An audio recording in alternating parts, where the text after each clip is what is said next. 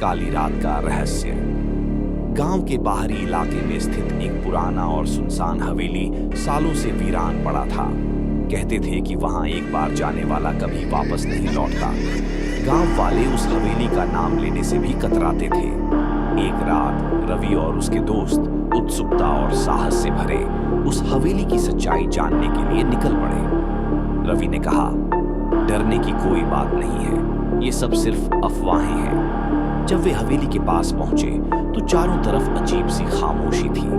हवेली के बड़े दरवाजे पर जंग लगी जंजीरें झूल रही थी। जैसे ही उन्होंने दरवाजा खोला, एक ठंडी हवा का झोंका उनके चेहरे पर लगा। अंदर सब कुछ बिखरा हुआ था, फटे हुए पर्दे, धूल भरी जमीन और दीवारों पर अजीब निशान।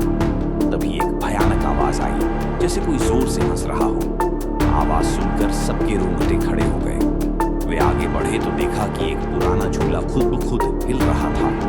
रोशनी की एक हल्की किरण ने झूले के पास रखी एक पुरानी तस्वीर पर रोशनी डाली। तस्वीर में एक परिवार था, माँ, पिता और एक छोटी बच्ची। लेकिन तस्वीर का चेहरा डरावना था, क्योंकि उन तीनों की आंखें तस्वीर से बाहर झांकती लग रही थी। रवि ने साहस करके तस्वीर को उठाया। तभी कमरे में अंधेरा छा गया। सब चीखने लगे, लाइट क्यों चली गई? फिर एक डरावनी फुसफुसाहट सुनाई दी, तुमने मेरी शांति भंग कर दी है, अब तुम भी यहाँ से नहीं जा पाओगे।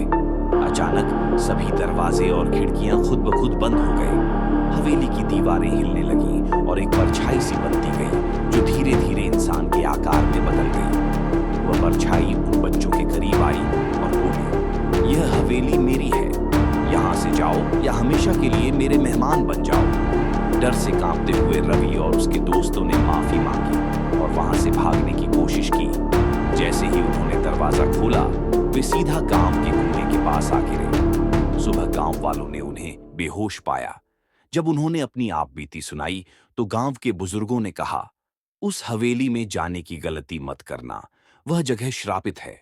वहां रहने वाला परिवार सालों पहले एक रहस्यमय आग में जलकर मर गया था। उनकी आत्माएं आज भी उस जगह की रखवाली करती हैं। उस दिन के बाद रवि और उसके दोस्तों ने कभी उस हवेली की तरफ रुख नहीं किया। लेकिन गांव वाले कहते हैं कि हवेली से आज भी रात में हंसी और चीखने की आवाजें आती हैं।